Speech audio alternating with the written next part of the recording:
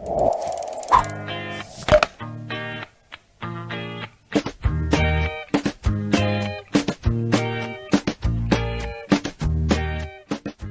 morning and welcome to Asat Online. My name is Zenzele Ndebele.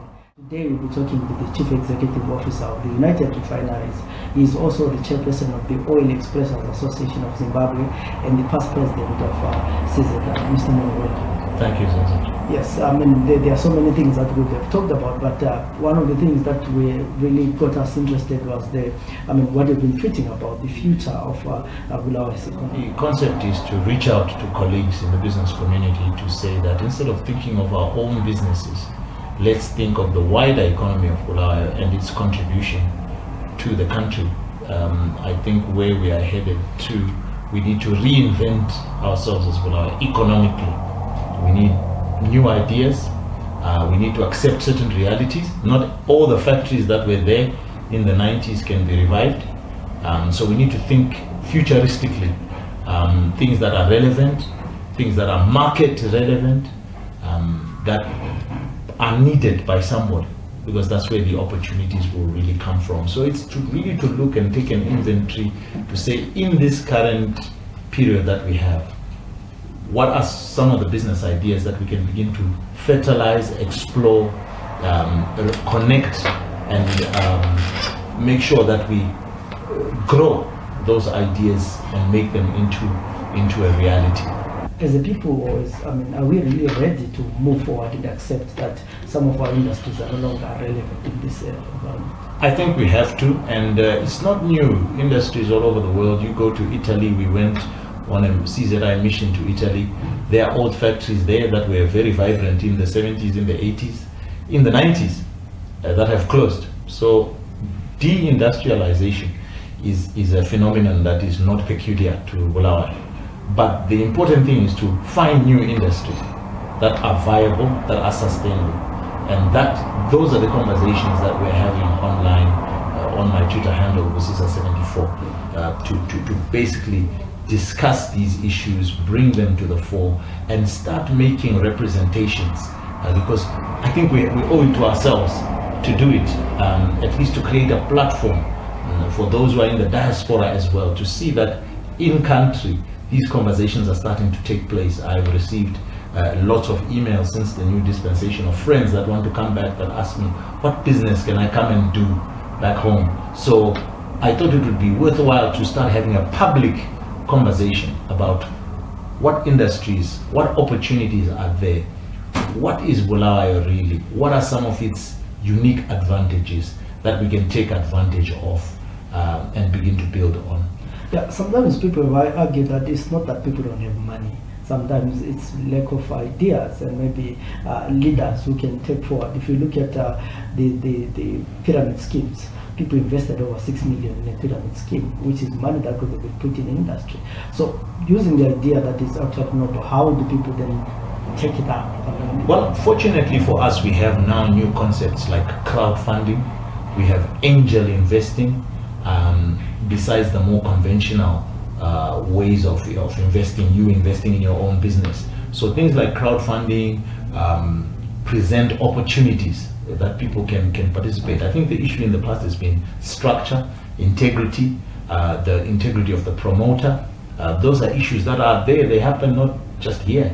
There are people in the US who are angel investors who are losing money. So it's not peculiar to us, and we don't need to be fatigued and say, investing in business doesn't work. I think it's just to find out the credible ideas, and that's what in this platform over the next few days, maybe up to Thursday evening, is to start to have this conversation where people can look. It's a free conversation, but it's there to fertilize ideas, and then not only that, we're doing it, we're taking a step further to actually make presentation to the Minister of State, make presentation to the City Fathers, make presentation even to His Excellency, the President Mnangagwa, and say, as Bulawayo, this is the thinking that we have about our future economy, and we would like policies that support these ideas, because that's also been a problem. It needs to be admitted that some of the policies have been sort of self-defeating or counterintuitive to good ideas. And these are the challenges that we need to work through. But I think we need to believe in ourselves. We need to have self-determination, self-confidence. I'm speaking to you inside a business that is in Bulawayo, that had shut down. This is one of the few maybe businesses that we've been able to revive and get back. There may be one or two others, a handful. So it's not just a revival of old industries, it's also looking at future industries. For example, Bulawayo is a host to huge educational institutions. The School of Mines is here. The School of Hospitality is here. The National University of Science and Technology is here. Lupane State University is here.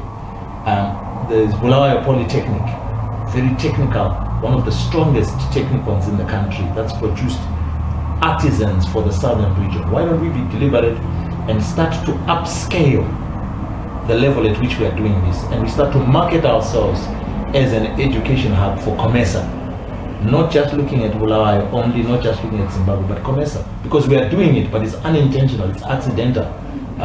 But you go to Solusi, which is also very close to here, you will see buses at the beginning of each semester coming from Swaziland, different places.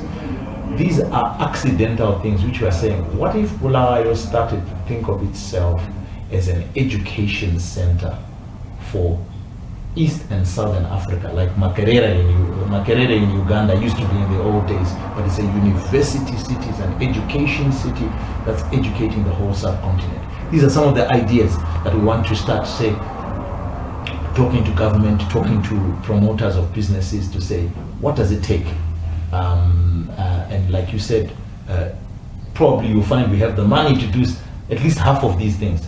The foreign investor will only come with a portion of what we are already doing. It will be a case of, they say that when an economy changes, it's when the people inside the economy themselves, their mindset. This is Greg Mills, and Why States Recover, that's his book.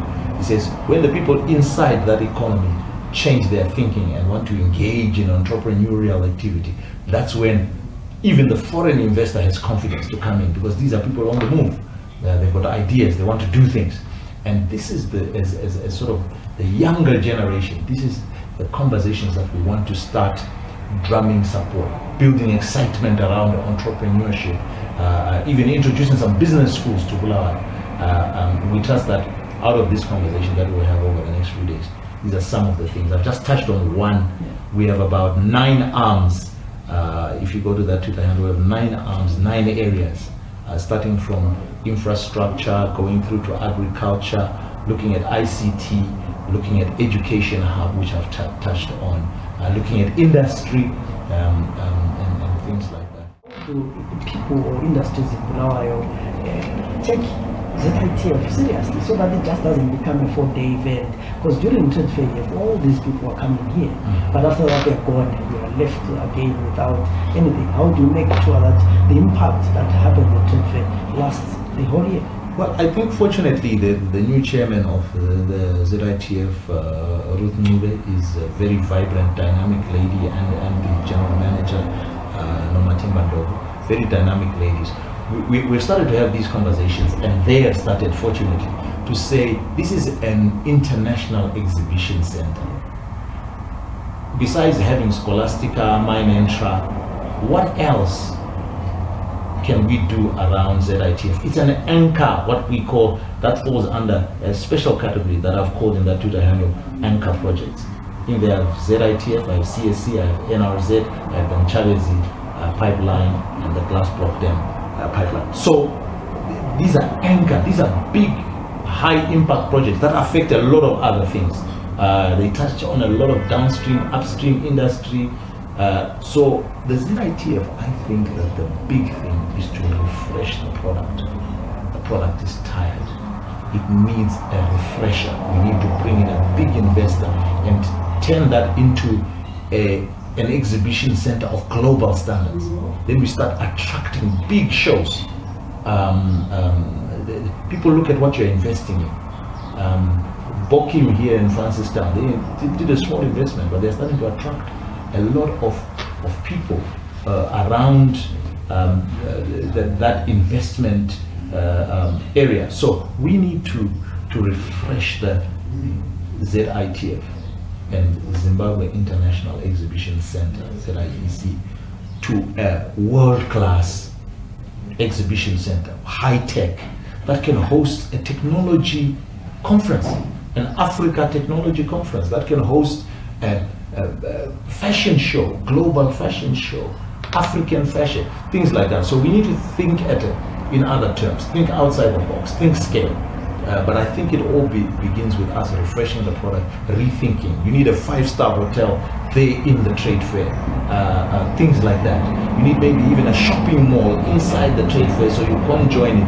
There are this concept that they call a precinct.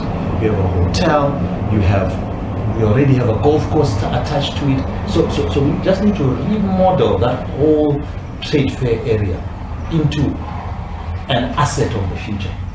And these are some of the conversations that we want to fertilize and people to start saying, what about this? And I've been very intrigued to see already some of the diasporans who are out there and are working inside international exhibition centers. They start to throw in their ideas and say, hey, but you can do this and you can do that.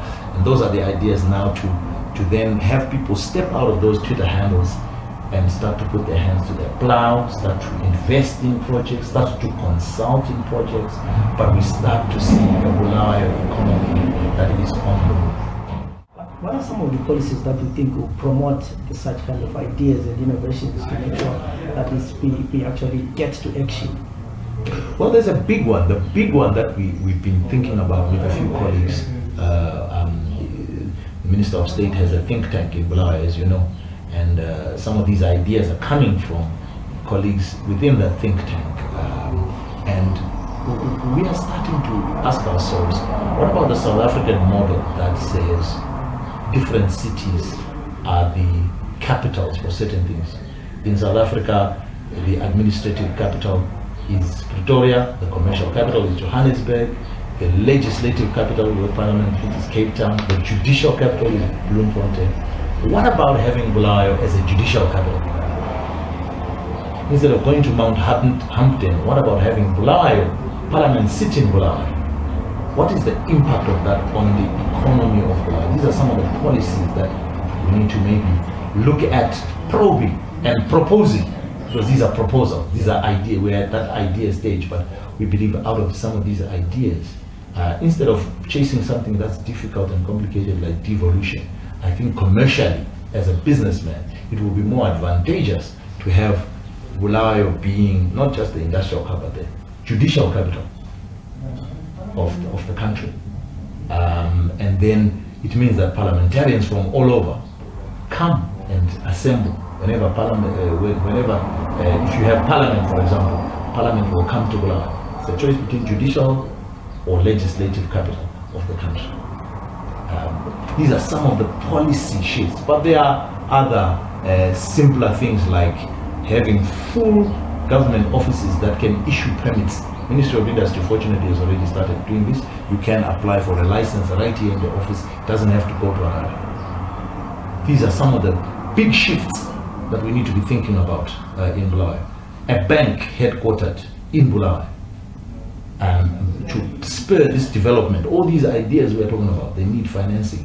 We can't be having a proposal that will go to Harare. It will slow us down. There's nothing wrong. It's not that people in Harare are bad people. It's just they are inundated with development in other areas. We need a bank that is headquartered here. It's a private, one would say, well, Moyo, you can just set up a bank as a private entrepreneur. But if government policy is incentivizing, just like we saw NASA setting up a women's bank, we saw NASA setting up NPS, we can have a southern sort of bank headquartered in Bulawayo, focusing on some of the development issues in these cities, because most banks, because of the cost of having a fully fledged outfit in the south of the country, they've tended just to have satellite offices, people that don't really understand what is going on. You want a bank CEO will drive and know where United Refineries is, and drive to CSC every day and see what it is, and really be immersed in it. So these are some of the policy changes that we start to say we will be calling on. I'm just giving you, skimming right off the top, some of the policies that we'd like to see, and we are now starting to put pressure and saying this new dispensation, it must deliver something for Bulawayo. This new dispensation must deliver a different Bulawayo. Otherwise, we are just talking.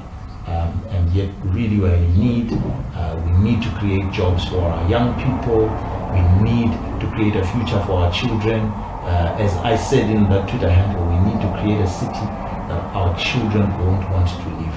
One of the issues that industry has always talked about is the cost of labor.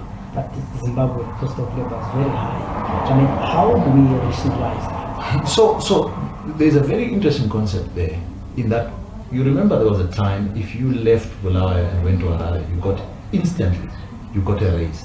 They raised your salary. We made a mistake as people from Bulawayo. We thought that abantu basikhandela phansi, basikholisa imali ephansi sibancane. No, it was actually an economic philosophy. The economic philosophy is as follows. If you are a manufacturing city, you need to have low wages. So we need to revert back to that environment where you have very low wages, and as we grow, as we go, we can raise our wage. As people are absorbed into employment, naturally, people will start to pay more for labor. But it will be out of competitiveness after having restarted industry. And these are some of the issues that we need to start talking to the city fathers and saying, look, let's agree that to be an industrial city, we need a lower wage. I see a town in Venezuela last week just issued its own currency. We can also say we want our own minimum wage here in Bulawayo, so that our people are engaged in employment. What will that do? It will attract factories here, assembly industries, the kind of things that we're talking about there, what we call regional value chains.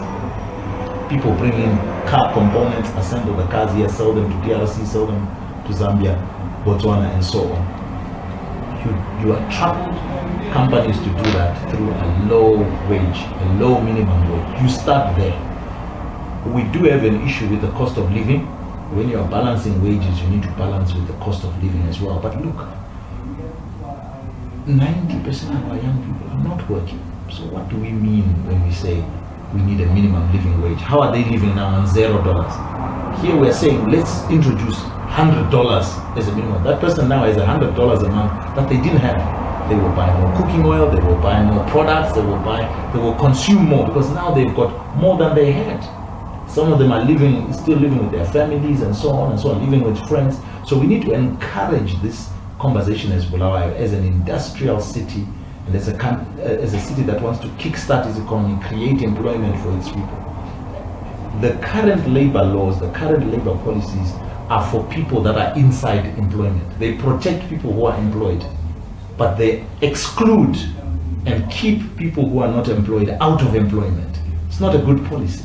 So we need to relook at this very quickly, because now that indigenization has opened up, guess what subject number 2 is? Where can I produce cheapest? That's the next conversation.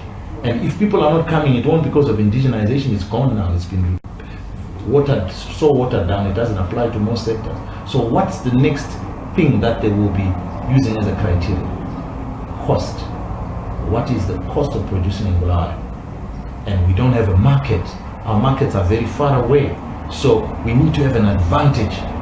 And the advantage, I think, lies in our labor costing and in our labor valuation. That's where we are going to start. So you are bringing a very important question, and we need to start raising it with the city fathers. We need to agree as Bulawayo, first of all. You see, the problem, Zenzele, is that we haven't agreed as Bulawayo about what we want. And we want to start conversations that get the majority of us to agree. And once we agree, we will really create a new economy. As we draw to the close, we have these small industries, maybe small like arts, like young guys into technology and all these kind of things. How can well-established companies, maybe support these small industries that are coming back, that are futuristic, to produce apps, to export talent and all those kind of things? I think the big answer there is in angel investing and crowdfunding. We need to surround these people with creative types with funding. It's the same with our arts. We've got a vibrant arts culture a segment that needs to be structured commercially, so that it actually creates income and becomes a powerhouse. Zim dancehall is mainly coming out of Harare. We've seen that, and there's a lot of funding that's going around that. But we have a different genre that we follow. No, and I'm not talking about the cut and paste from Durban and from, that has its own place. But we need our own genre of music, that a fusion that comes from Bulawayo and is marketed and pitched there. We have a lot of dance ensembles. We have Iasa, and so on and so on. So we need to start to structure these and put funding and start to get involved as corporates and start to support each other and create an ecosystem that supports the arts, supports our products. It's an exchange that we need, so that we start to build up. But I think the big issue there, the ideas are there, the talent is there, the content is there. You are from the industry, you know this. It's simply an issue of funding. If we create structures for funding, create integrity to the receivers of funding, so that we create viable business that lasts 100 years. If we do that, I believe we'll start to see the ICT sector, the services, the arts, the tourism, all those will start to go in the right direction, which is upwards. We've seen a lot of young people leaving Zimbabwe to South Africa, mainly and Botswana. Do you think these young people are ready to come back and develop Bulawayo Zimbabwe? Well, I really think that people always go where the action is at, especially young people. Where there's economic action, where there's a future. I have a young daughter who is starting to think at that level, approaching O levels. She's starting to think about what her options are.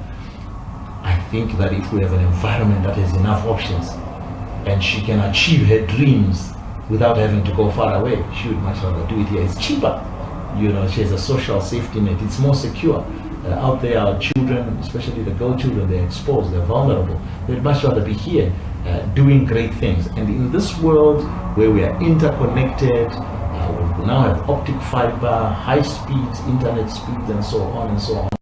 I think that if we create, you and I, if we create enough energy in our city, as the media, as business people, we start to create this energy and people can see, they will jump in to participate. Everyone wants to make a contribution, and that contribution is even more important if it's your city, Lapo Vela Kona. Who wouldn't want to contribute to Bulawayo and make a fortune at the same time? There's very few people who turn away that opportunity. It's very compelling, and in the words of the Godfather, it's an offer no one can refuse. Thank you very much for your enlightening discussion, and we hope that a lot of people are going to take this conversation online. And once again, what's your Twitter handle for those who would like to contribute? Well, our Twitter handle is Busisa 74. Busisa 74.